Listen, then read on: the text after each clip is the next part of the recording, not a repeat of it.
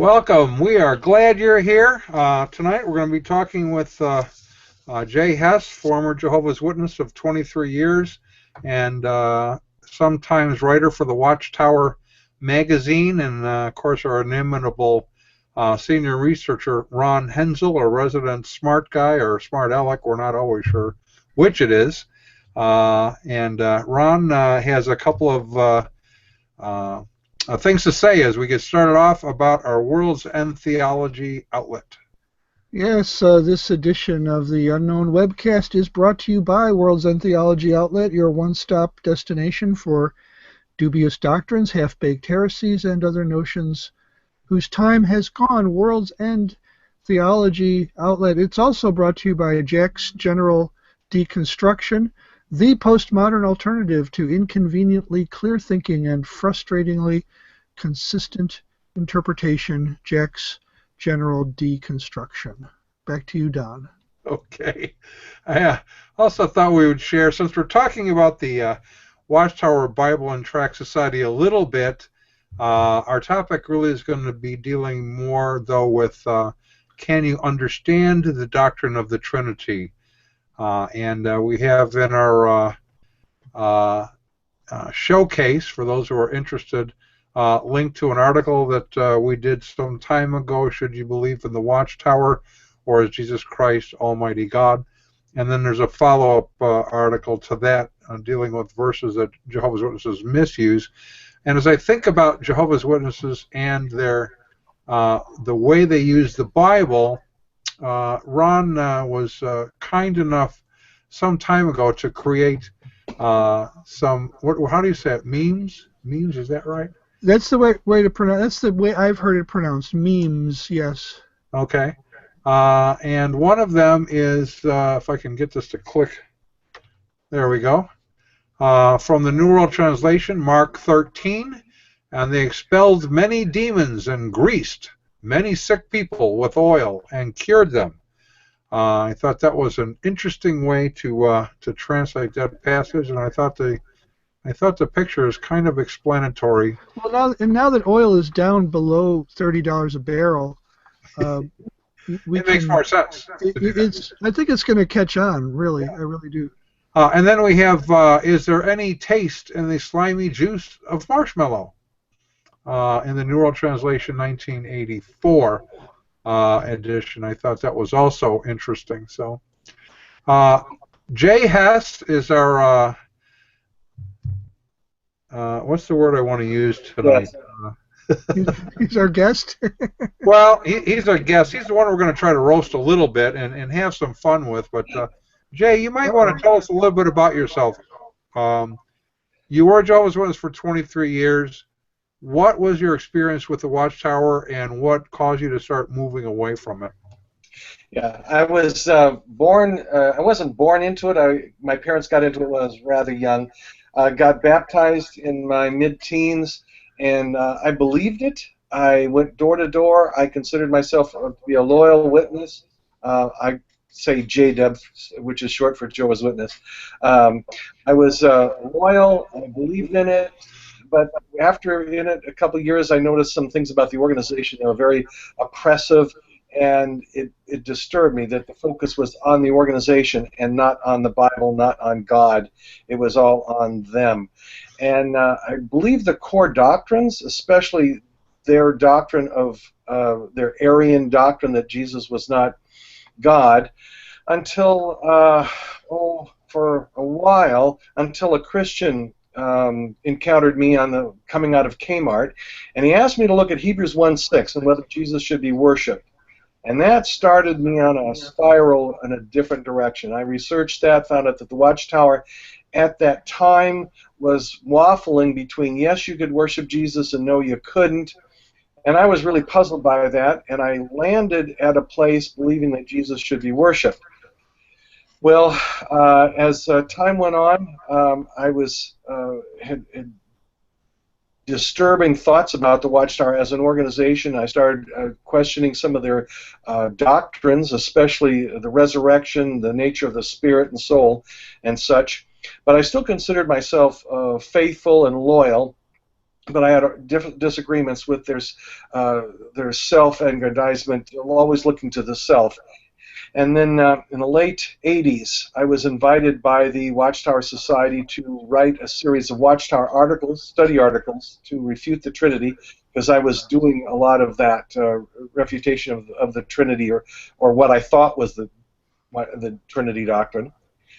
And I had let it be known that I worship Jesus, which is compatible and in harmony with their charter of the time, which says that the purpose of the Watchtower Society was to worship Jesus.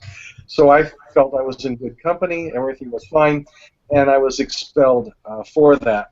So that pushed me out of the Watchtower, and I continued research, asking scholars about the doctrine of the Trinity, because that was the major doctrine that mattered to me, and found out that what the Watchtower had told me was the doctrine of the Trinity was in fact false. That was not the doctrine. That was the modalist view. And it put my world upside down, and the conclusion I came to was that Jesus had the nature of full deity. So that convinced me, and I, of course, pursued that and found out that I was a Trinitarian. Although there's two versions of the Trinity within evangelical Christians. There's the complementarian and egalitarian. I'm a complementarian, which is the majority view among scholars. So I found out that I was a Trinitarian and went with that. So then was in mainstream Christianity, was baptized, got involved with ETS, the Evangelical Theological Society, and I've been with them for 20 years now. And the Lord has led things to where now I'm the senior elder at a small church in Garner, North Carolina, evangelical church, Grace Christian Fellowship, and we teach the Trinity. So, sorry? Quick question. Yes.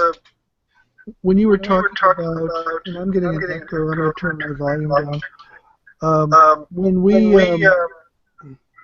When you were at the Kmart, you said somebody asked you a question about from the book of Hebrews. Who was that person again?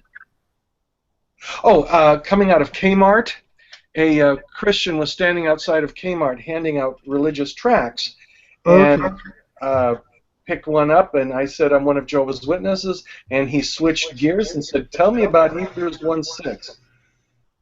Okay. The other question I had is, how long did that expulsion process take? Once they found out that you worship Jesus, did that happen relatively quickly, or was that like an agonizing procedure? How did it go? Well, from the time that I started believing that I should be worshiping Jesus, and did, and honor Jesus as much as you honor the Father, from John chapter 5, verse 23, that was in the mid-'80s. And I let people know that I worship Jesus. I let other witnesses know. In fact, I informed a circuit overseer that I worship Jesus. And at that time, the Watchtower was waffling, so they weren't totally opposed to that. So I wasn't put under, I wasn't arrested or put under investigation. Arrested. Right. However, by 1990, that changed.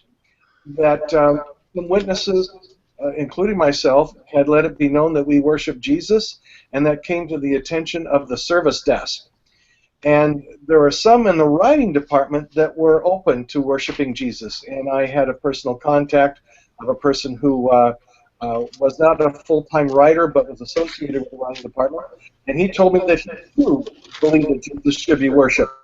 So by 1990, this caught the attention of the service desk, and they said, no, this is a disfellowshipping offense. So in a sense, that took maybe 5, 6, 7 years for me to get caught. But once I was caught and put on notice, then it happened relatively quickly. Within a few months, I was put before a judicial committee. Of course, that judicial committee was not a local committee. It was set up from Brooklyn, New York. And I was put on trial. I was found guilty because I didn't repent of worshiping Jesus. And I appealed, claiming that their decision was wrong. And I was put on trial again. Found guilty again because, again, I didn't repent, And so that all took probably about 6-7 months to finally get expelled. During And this whole process, did their official statement that it's okay to worship Jesus? up until that time, they'd been waffling. And there was, in fact, there was one Watchtower that had two answers to the same question on the same page, had two columns, and one column said you could worship Jesus in a relative sense, and another one says you couldn't. So that was their position up until 1990. However, in 1990, I think it was March 19th, if I remember right, 1990 was well, they have a publication that comes out to Jehovah's Witnesses that schedule talks during the year.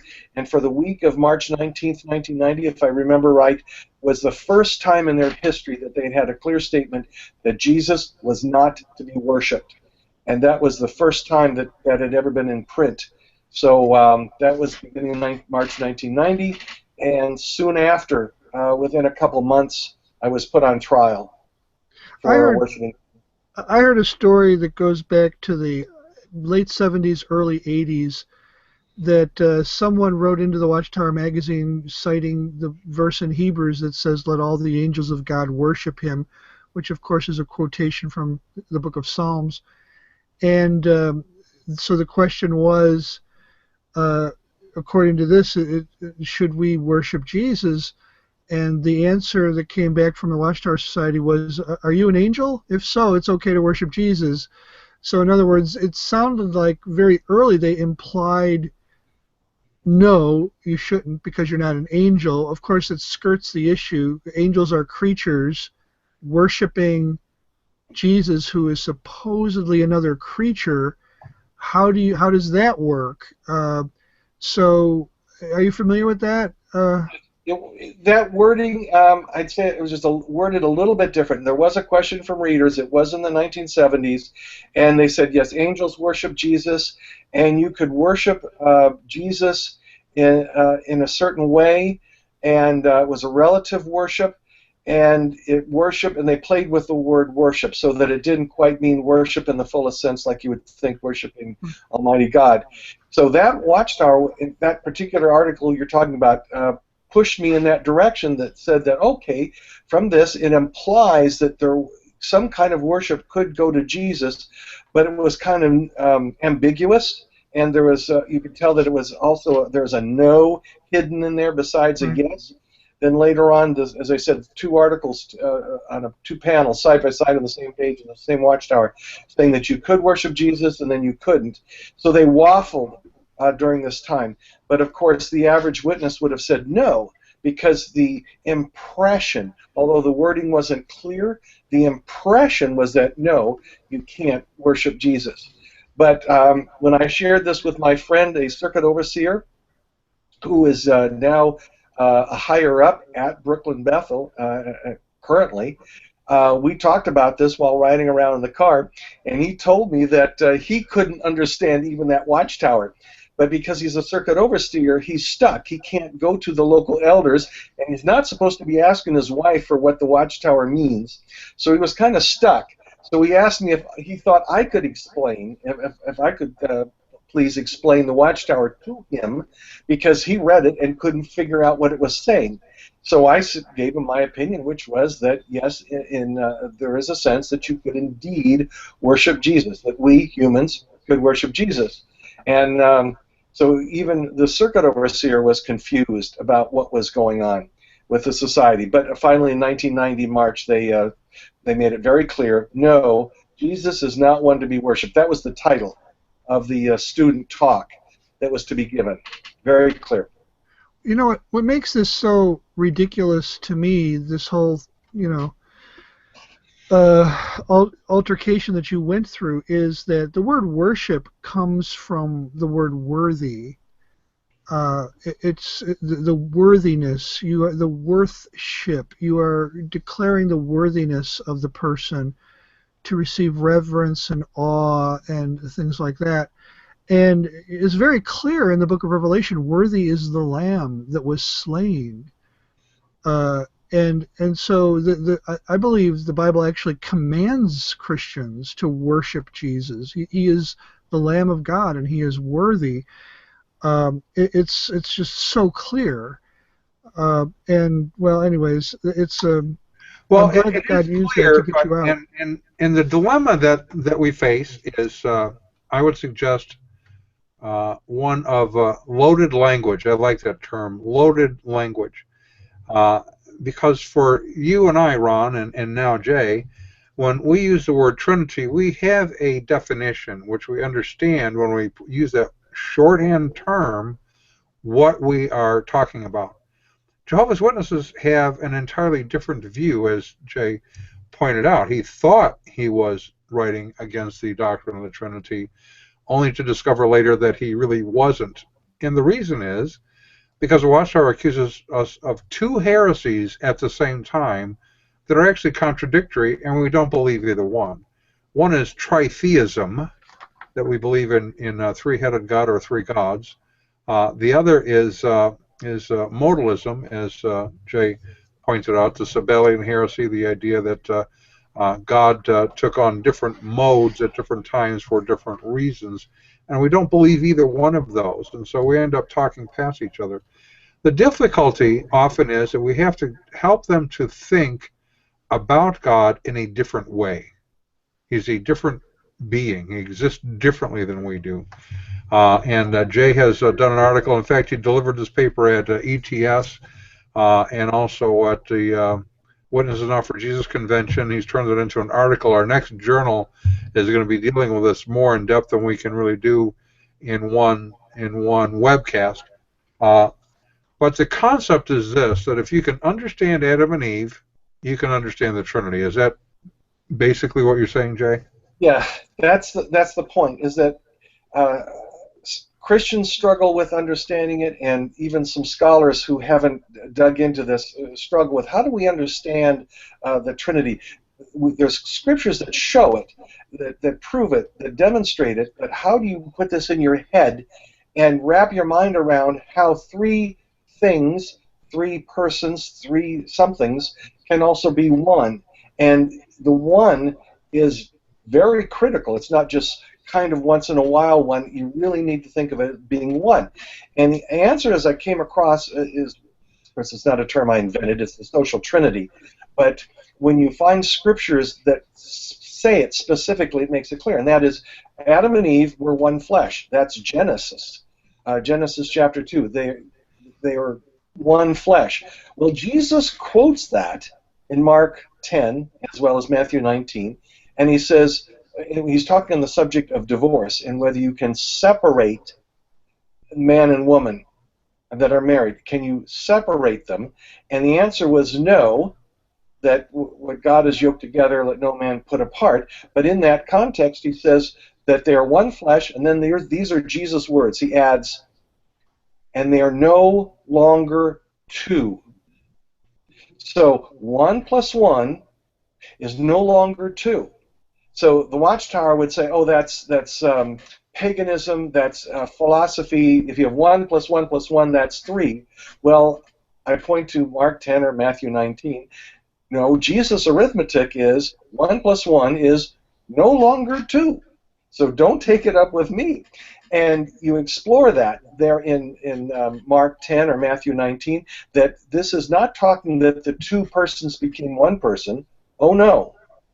It is very important to get that they are one flesh and they are not to be separated. Jesus says that. God says that. Don't separate them.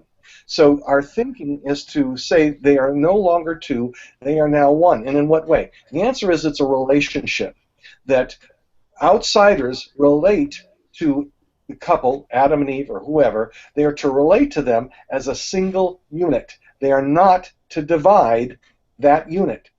And that's typically called a social relationship. For the Trinity, that's the social Trinity. It's not just that they share the same nature or have the same nature, but there's this relationship that binds them. And God says for Adam and Eve, we're not to divide that relationship. Don't do it. I claim that that's taught in the New Testament, that the relationship with the Father, Son, and the Holy Spirit is the same. It's a relationship that is not to be divided. I had a modalist challenge me on that and say, show me that. And I said, go to John chapter 17, where Jesus in his priestly prayer says that the disciples are to be one just as the Father and the Son are one. Now that's just as. That highlights that there's a relationship. It's not just about nature. Yes, all the disciples were human, but that's not what's being focused on here. It's a relationship. That Jesus was praying that the relationship that the Son has with the Father that is so integrated that they are one, that relationship is to be mimicked and copied for the body of believers. And this modalist had to agree that there was more than one disciple in the place. So if you've got more than one disciple, they are one, therefore that implies that the Father and Son are more than one person. So just two scriptures, one of them is, well, they're both in the Gospels, whether it's Mark 10 or Matthew 19, coupled with this verse in John 17, is, for me, an explanation and not just an illustration that I came up with. It's Jesus' words that the oneness that the Father and Son have is a relationship between two distinct persons. You Okay, know, hold that 1 second, Ron. For those who are viewing, if you want to send in a question, click your Q&A and send the question in, and we will try to address it. Okay, Ron?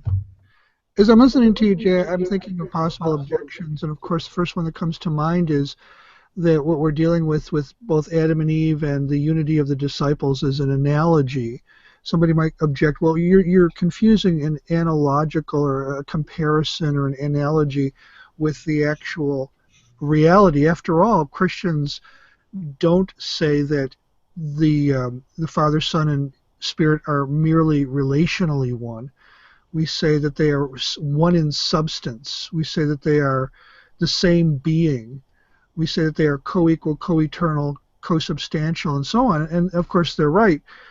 But what I'm hearing from you is, I think, valuable, because what I would say to that person who makes that objection is, all of our knowledge of God, all the things we think we know, everything we say about God is analogical. We cannot know God directly. We cannot know an eternal being with no beginning, no end, who is infinite in his being, infinite in his power, who occupies all of space at all times and all places at once. There's no way to talk about that God except by analogy, to analogize with things that we commonly know. So everything we know, everything we think we know about God, we know by comparing him to things in the real world. We know things that have beginnings and ends. By saying he has no beginning and no end, we're comparing him to our world, where there's not a single thing we know, personally, directly, or otherwise, that has not had a beginning or an end. God is the only one. And so really, he has no comparison. There's no way. He's beyond comparison. And yet that's the best we can do as finite creatures when we talk about God. So anyways, I hear what you're saying, and that is that the examples we have of Adam and Eve and the disciples being one as the Father and Son and Spirit are one, these give us warrant. These give us a biblical basis, a biblical ground for talking about the oneness of the Trinity. Is that what I'm hearing you say correctly? Yes, it is an analogy, but the reason I like this particular argument is that I didn't choose the analogy. Right. It's in the Bible. Yeah, you can point to texts of Scripture and say, I am not importing this idea into the faith. This idea comes out of the Bible. Yes, comes out of Jesus' mouth. I was challenged. I also have a call-in show every other week, another internet show, call-in show for Jehovah's Witnesses or ex-Jehovah's Witnesses struggling with the doctrine. And this past week was on the Trinity. And I had a fellow who called up and said he was an Arian, an anti-Trinitarian. And he says, you know, I'm trying to wrap my mind around this, but he says, you Trinitarians, you seem to snatch at verses here, verses there, and making this stuff up. Can you show me simply that this ought to be in the Bible, this ought to be easily pointed to, not in some obscure passage somewhere. And where is this? My answer to him, I said, well, I can go to Genesis chapter 1, which is a long time ago at the very beginning. Let us make man in our image. And there is a let us, and it's an our, but the image is one. The image is singular in the Hebrew. So the persons are plural, the image is one. I said there is the core of the ontological, one substance, the common substance of God. So that concept is there in Genesis chapter 1. And then he had an objection. He says, well, if that's there, why is it progressive? And when is it that it gets cleared up for Christians? My answer was, the night Jesus died. So it starts in Genesis 1, and then the night he died, which is his narrative in John, chapters 13 through John chapter 17. In here, it's loaded with Trinitarian language, and in there is this nugget, more than several nuggets, about the Father, Son, and the Holy Spirit, and in this case, John chapter 17, the high priestly prayer, where Jesus reveals to humanity on the night of his arrest that here's the relationship, folks, and Jesus chooses this illustration. So this in fact, it killed the debate, because the fella go, oh, I see, because we're starting with Genesis chapter 1 as when this revelation began to humanity, Genesis chapter 1, and the details are wrapped up when? On the night of Jesus' death. So yeah, that's what I'm saying, is that this is biblical, it's in the text, it's not philosophy, and it's not obscure words from some maybe Philemon or in Ezra. No, it's Genesis chapter 1 and then the Gospels. Yeah, for someone to say that Christians are just grasping and groping around and looking for texts hiding under rocks that somehow support the Trinity is, I have to ask myself, did that person even open up a Bible? I mean, especially when you get to the New Testament, the deity of Christ is everywhere. The Trinity is everywhere. Anyways, I just throw that in. As a Jehovah's Witness, I did not see it. Of course, I wasn't looking for it, and I was being tricked to look for something else. On my own, I could see that Jesus had the nature of deity, but I needed to read the Bible with new eyes, and I needed help to point out the scriptures. When on this last call-in show, as I mentioned before, to summarize briefly, if you're wondering where that verse is, you can find it at Hebrews 1, verse 3, that Jesus, the Son, has the nature of deity, of God. You could not put it in stronger terms than that verse puts it. Yes, I think it's strong. Very strong. Yes. So there. How many verses do you need? The other, I would take someone. They said, well, I want it in the Gospels. I want Jesus' words. I said, okay. John chapter 5 is pretty good, where he can do everything God does, just exactly as God does. Who could do such a thing? So the book of John, whether it's John 1:1, John chapter 5, and so on, the book of John is loaded with this. If you if you're looking for the right thing, if you're looking for the right definition, I'm going to briefly give my definition that I give. It's an expanded definition so that people understand what I'm saying. In the one Creator, there are three distinct testifiers, Father, Son, and Holy Spirit, who each equally and uniquely possess godness or possess full deity. I like godness, but full deity, it says the same thing. This expanded definition helps the non-Trinitarian see what I'm saying, what Trinitarians are saying.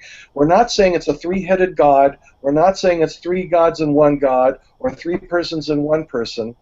That we're using the term God as like an adjective, as a reference to the nature or substance, not as to a name of an individual person.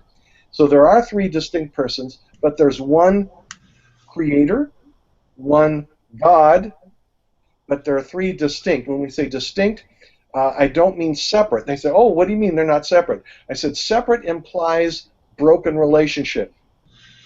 As I said before, when Adam and Eve or a married couple from Mark 10 or Matthew 19, Jesus said, don't separate them. Yes, they're distinct persons, but we don't separate them because that's relational. It's not just nature, it's relationship. Even that word person, which is the historic term that came in from the Latin persona, and the Greeks used the word hypostasis, subsistence. Even these words were analogies. Like getting back to what I said earlier about analogous language, it's simply an analogy. When we think of person, we think of separate being. Right. Those are the only kind of persons we know. Well, God is not a kind of being that we know directly. He is only known to us by revelation. He has to reveal himself. So now the question is not what makes the most sense for how we should think about God. That's the procedure of the Watchtower Society. That's the procedure of every rationalistic, man-centered religion. We begin with ourselves and our own understanding, and then we reason our way up to God. That's exactly what the Watchtower Society does with its doctrine of God. Instead of saying, what does the Revelation say? And then we try to find analogies to talk, how do we describe this in our terms? And the only term that's ever been useful for Christians is to talk in terms, I like your word testifier, I like the word person. Every word has its limitations because analogy itself is it has limitations. So, yes. Don, you got something? I do. I was just going to copy a verse, but maybe I'll just read it. Something that Jay alluded to, and maybe he could expound on a little more. In Genesis 1:26 and 27, it says that then God said, quote, let us make man in our image after our likeness, and let them have dominion over the fish of the sea. So that's interesting. Let us make man, and let them have dominion over the fish and the sea. And then when we go down to verse 27, so God created man in his own image. In the image of God he created him, male and female, he created them. How does this play into this discussion you're having on if you can understand Adam and Eve, you can understand the Trinity? Right. In Genesis 1, where you have two persons, but you have one image. God is plural persons, but it's in our image. Image is singular. And he makes Adam and Eve two persons. That's their distinct persons. God intended for them to be in a unique, special relationship, of course, but they share a single image. They are made in the image of God. So you have multiple persons, a single image. You get the same thing in Genesis 5, verses 1 and 2. I'm going to read that. This is also key. Okay, Genesis 5, 1 and 2 says, this is the book of the generations of Adam, in the day when God created man, he made him in the likeness of God. So I read this, it says him is singular, that's one person, and he is made in the likeness or image of God. But verse 2 is interesting. He says he created them, okay, there's a them, plural, male and female, and he blessed them and named them man in the day that when they were created. So in the verse 1, toward the end of verse 1, you get a single person called man, and at the end of verse 2, you get them, multiple persons, also called man. Well, that's odd, but it's not pagan, it's not Egyptian or Phoenician or Grecian or Greek mythology. This is Bible. How you can have multiple persons, yet collectively they're called man. So in this one passage, the word man, in the first part, the end of verse 1, refers to a single individual, yet at the end of verse 2, it's an adjective, or it has an adjectival force, because it is the nature of humanity, humanness. So that's That's how in one passage a word can have both a singular meaning of a single person or a collection, a collective, a humanity, and a substance, a nature. You know, So, yes. one thing I've debated and dialogued and discussed things with Jehovah's Witnesses since shortly after the last failed Armageddon, and that is Oh, something that reminds me. Our That's rules of right. theology You outlet. want to do it right now? Okay, then I'll come back to what I was saying, because it is time for a break. So why don't we take that break right now? Um, this is this is from our friends at World's End Theology Outlet. Lately, have you found yourselves fondly reminiscing about years ago when the Jehovah's Witnesses who came to your door would relieve you of your fear of hell, only to turn around and threaten you with Armageddon? And if you're one of Jehovah's Witnesses, do you miss the days when God's organization would let you get your fire and brimstone on by harassing your neighbors that their complete destruction was right around the corner? Well, now you can relive those days with our Watchtower Society Armageddon calendars. These calendars will help you recall all the relief you felt when, once again, God's organization completely dropped the prophetic ball. These calendars come with a complete satisfaction guarantee, which is more than we can say for the original predictions, and they're only available at World's End Theology Outlet. So, coming back in, you want to grab those while you can. They are going like hotcakes. But it was around 1976-77 when I began debating and dialoguing with Jehovah's Witnesses. They were all over the place where I live. They came to my door regularly. And one of the things I learned gradually is, and this resonates within me as you talk, you keep on saying it's not pagan, it's not Egyptian, it's not imported, because as I encountered them, this was, I don't know what else to call it, part of the brainwashing of Jehovah's Witnesses, that they had this mental screen, this filter that was put into them through Watchtower magazines and so on, that anything that hinted or implied that there might be a Trinity, that anytime someone looked at the Bible and saw that, it was only because they were pagans. It's only because they were influenced by paganism. So it got to the point where I would bring out Greek and Hebrew lexicons and works of scholarship, and I would say, look, right here, it says here in support of my point, and the Jehovah's Witnesses would look at it and say, well, of course they would say that. They're pagans. Right. So they would not even hear what the scholars were saying. If the scholars of Greek and Hebrew said anything that sounded supportive of Trinitarianism, well, it was explained away. The filter kicked in, and it's, well, they're pagans. That explains it. And yet you're showing from the text that these ideas were in the scriptures, they were not imported. And I just want, for the sake of those who are watching who are not Jehovah's Witnesses or don't have that background, I think everybody needs to know, every Christian needs to know, that that's part of what you're up against when you're witnessing to a Jehovah's Witness. They screen it out as it's coming. It's like a lot of what you're saying bounces right off. Did you find that to be your experience when you were a Jehovah's Witness? Oh, absolutely. As a witness, we were always well rehearsed. Of course, we go to meetings 5 hours a week, and a lot of indoctrination, a lot of rehearsal. So there's this self-programming going on. And outside of meetings, 3 hours a week of going over this material and rehearsal, and then taking it to the doors. So we always had a ready answer. And unfortunately, mainstream Christians are not prepared. They don't know the mentality of a witness, and they don't know this doctrine very well. When you say rehearse, I just have to butt in. I visited a Kingdom Hall once. It was an astounding experience. It was very informative. To visit a Kingdom Hall as an evangelical believer, or really from just about any other kind of Christian denomination, is to see something you just don't see. At least I've never seen anywhere else. I knew that at once or twice a month the Watchtower came out back then. I don't know if it's still that regular. It's not.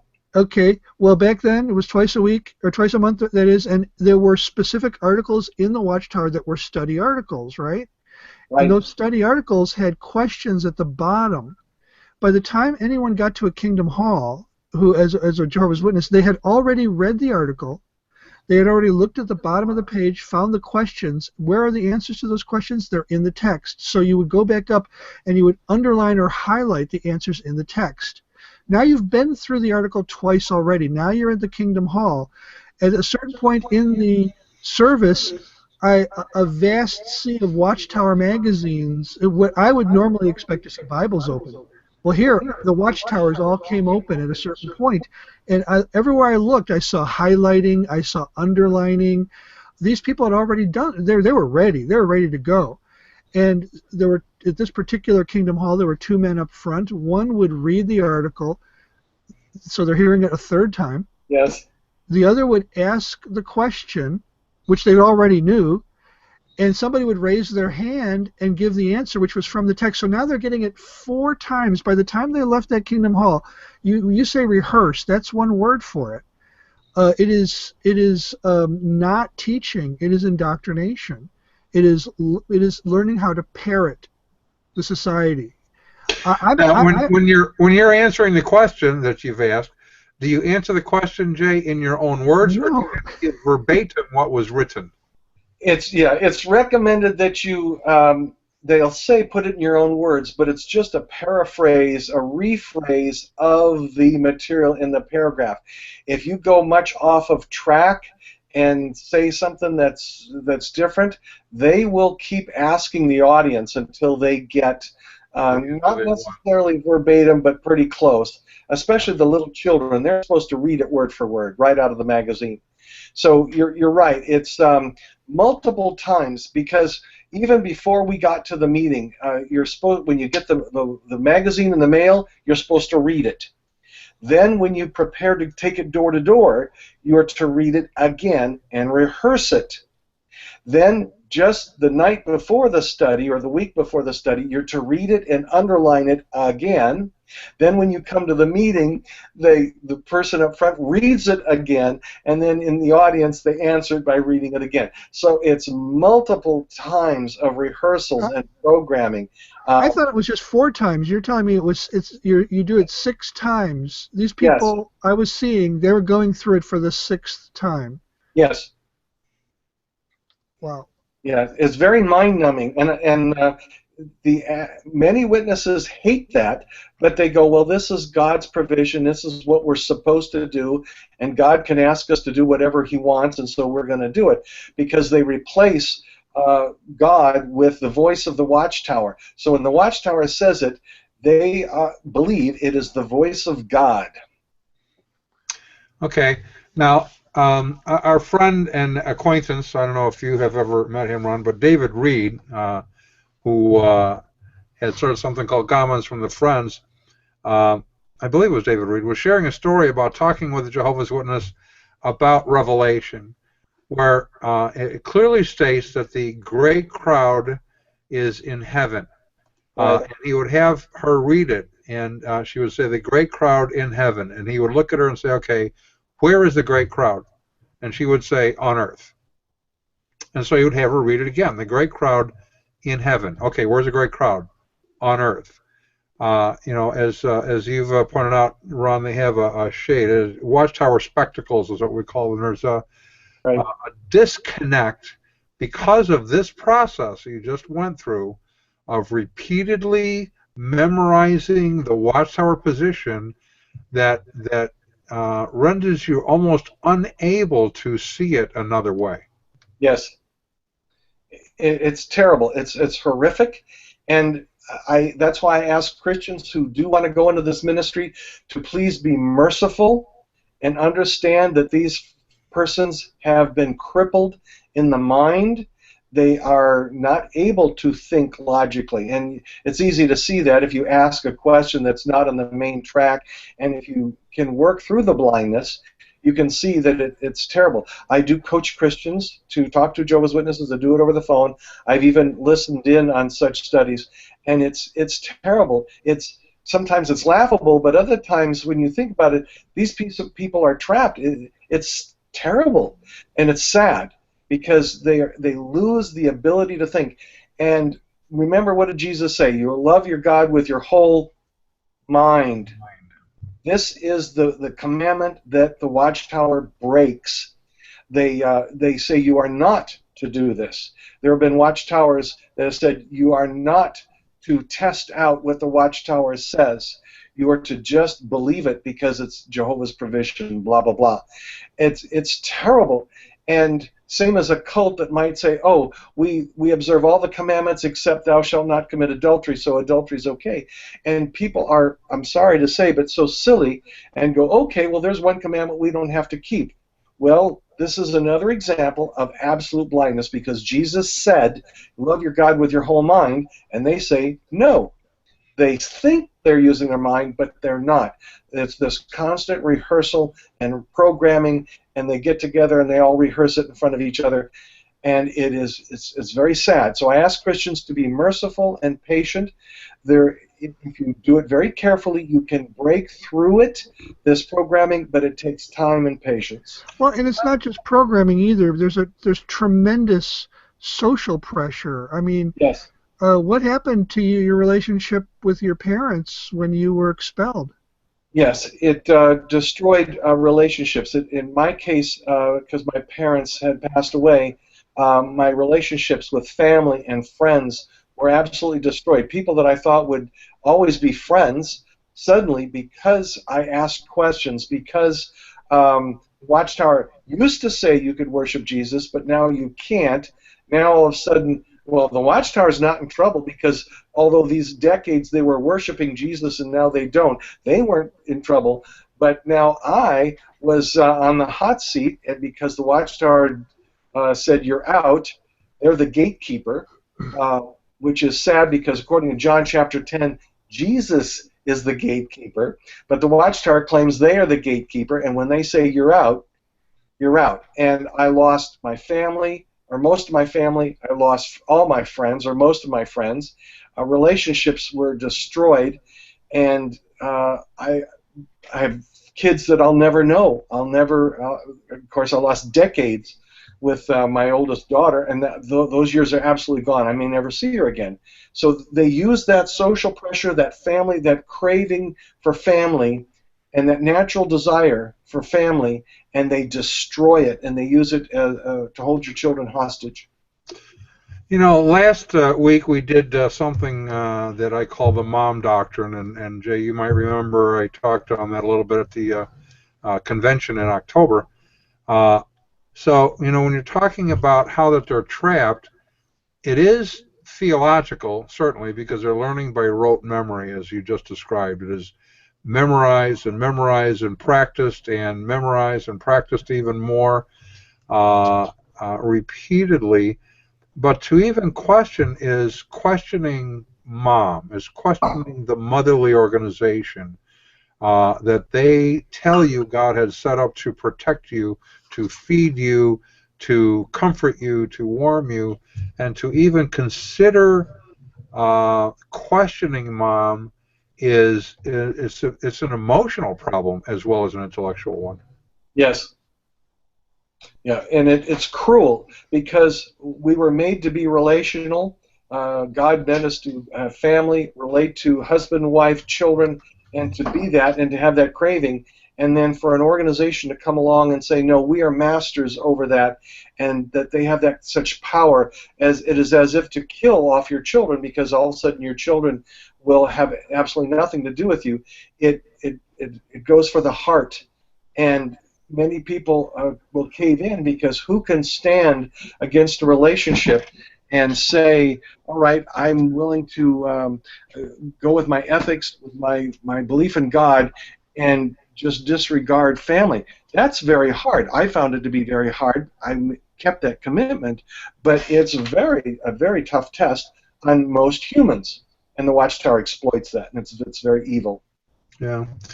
I recall, of course, I was not very involved at this point, but in the late 1970s, they had their failed prophecy of 1975, And we got involved with trying to reach Jehovah's Witnesses really because of that, in a roundabout way. Because the Watchtower did an unusual thing. They let their people sort of get socially involved a little bit more than they had prior because they were starting to lose people. And so some women joined a bowling league, which is where my wife met them. Very funny, really witty and good mothers and just good friends. But they were Jehovah's Witnesses. And so she came home and said, can you help me figure out, I understand that what they believe is a little unusual, but I don't really know what it is. I was a new Christian. I had grown up as an atheist, and so kind of my standing joke is I was trying to still figure out the Bible, and there was this book in the Old Testament, J-O-B. I thought it was the one ads, and I needed a job. I mean, I just didn't know anything, and so this is an adventure for us to figure this out. And she bought everything she could buy at the time, and there was probably only half a dozen books out in the 1970s. Right. And so she bought it, and we would read it, and we would talk about it, and we'd try to figure out how do we reach her friends. Well, apparently, enough people started actually doing Bible studies in the Jehovah's Witnesses ranks that they really started losing people. And in the 1980s, around 1982, they did a series of articles. I love this. Avoid independent thinking. And in the article they say, there are those who study the Bible alone or in small groups, but strangely, such Bible reading has caused them to revert back to the pagan doctrines that Christendom taught 100 years ago. And I read that and I go, so if you read the Bible alone and you start believing the pagan doctrines that Christendom taught 100 years ago, what do you suppose the Bible teaches? Interesting. Right. The thing is, that's exactly the same observation that was made about 100 years, well, maybe not quite 100 years earlier, by Charles Taze Russell. He put that into print. He said, well, what we notice is that when people study the Bible without our materials, they go back to these goofy beliefs like the Trinity and the deity of Christ. And so it's well, maybe it's because if you study the Bible by itself and take its words seriously, those are the only conclusions you can come to.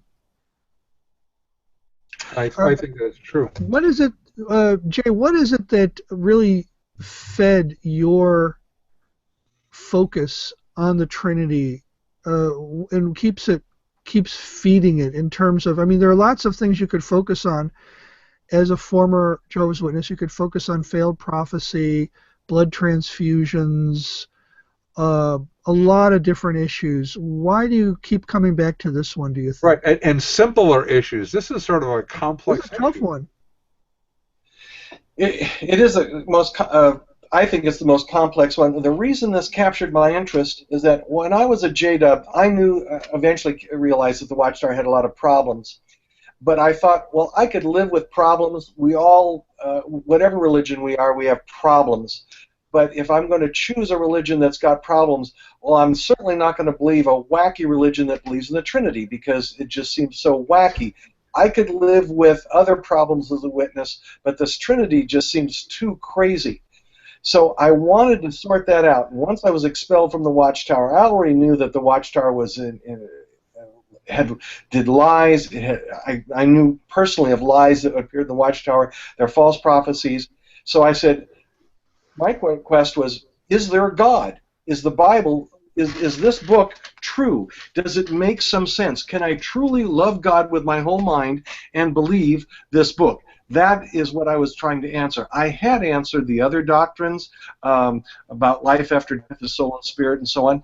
But if this book is true, then I need to make sense of it. If it's true that I can love God with my whole mind, that's what launched me and kept me in researching the Trinity. And when I found out that the Watchtower was deceiving people about what the Trinity doctrine is, they misrepresent it, which is terrible. They take people away from knowing who God is. Now, does a person need to know all the details of the Trinity to be right with God? No. But the Bible does reveal who Jesus is. And so that is important. And, well, there's Genesis chapter 1, and there is the book of John, and if the two put together gives you the Trinity, well, then so be it. But I felt compassion for witnesses that couldn't get this, they're in the Watchtower, they're deceived, Watchtower has misrepresented the Trinity, so they're confused. I felt compelled to help my former religionist folks to understand this, because this is complicated, and I just felt compelled, led by the Spirit, to investigate this. And of course, as a witness, I was motivated because I'm dealing with mainstream Christians who believe this doctrine that I thought was rather wacky, and I wanted to challenge them. And in the process of challenging them, I switch and now convert, and now I want to do for them what I wish someone had done for me. Basically, I want to do for them what I wish someone had done for me, which is help them understand who the real Jesus is and realize that the Watchtower is a bad master, and you cannot serve two masters. You got to pick one. Yeah. And that's why. You know, Jay, you seem like a kind of a decent fellow and everything. You seem like a pretty nice guy, someone who I probably wouldn't mind, going to a movie with or going out fishing with or something. Does that description match the reputation you now have in the Watchtower Society? Yeah, I would be considered a very evil. They say that I left the Watchtower to gain prominence. Well, you know what? I didn't have any prominence in anything for a long, long time. I did like to share, but no, they say I'm disgruntled. I don't know. I'm not sure what that is. But anyway, I'm disgruntled. Right. Have you ever met a gruntled person? Right. No, disgruntled. Or that I'm, wanting prominence. No, I'm not the kind that wants prominence. I do like to help people, though, and those that have been deceived and hurt, because it's not just deceived. Families have been destroyed, relationships destroyed, lives destroyed, and I'd like to stop that. I've got a bad rap with them. The reason I ask that question is because I've had friends who are former Jehovah's Witnesses, and much worse things were said about them once they left. One of my friends was accused of being a heroin addict. Wow. He had the misfortune of already being pretty skinny, and so maybe that added some degree of plausibility to it. He's always been thin as a rail, and I think he still is. But in other words, they lied about him. Yes. I knew this guy personally. He never touched the stuff. Had nothing to do with drugs. It was as if they needed to make up any excuse they could to keep people from talking to him. Right. And I think of you, I think of your family, I think of, I wonder, what are they saying about Jay Hess in his former Kingdom Hall and among his former, associates there? Has anything gotten back to you? The only thing I heard is I was accused of having taken rolls of toilet paper and throwing them over trees around somebody's house. No, I didn't do that. No. I didn't have secrets, and people knew me pretty well, so I don't think they came up with too much. So, no. Now I've moved on. So have I broken Watchtower rules? Well, yes, because I taught the Trinity in church, so I have broken rules.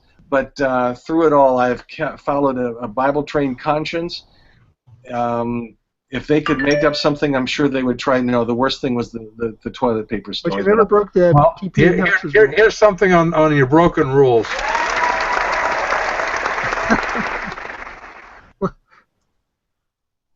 Is that applause for breaking the rules, or what?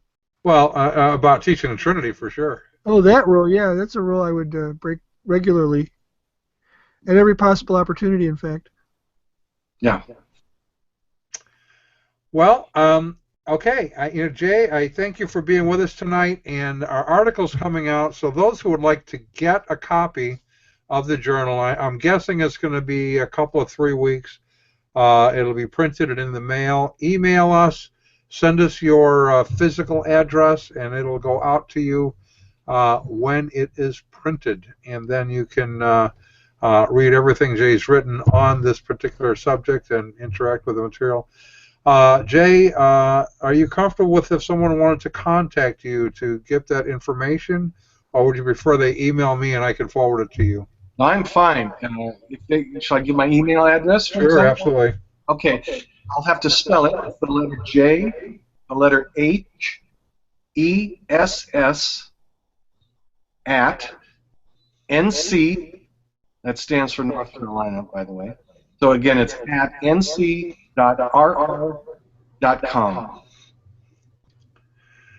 Very good.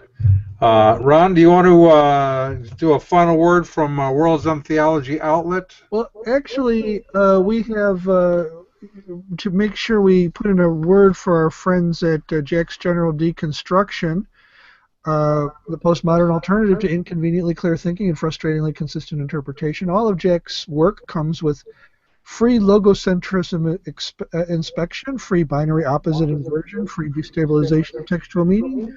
Jack deconstructs everything, including his estimates, which are free, or are they?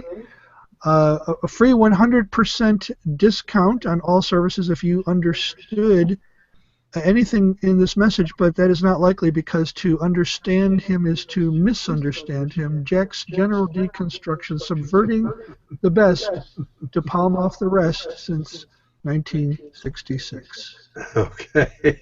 And with that, now next week we really are going to have our friend Bill McKeever from Mormonism Research Ministry, and we're going to take a look at a very famous and popular Mormon who is somehow transformed himself into an evangelical leader.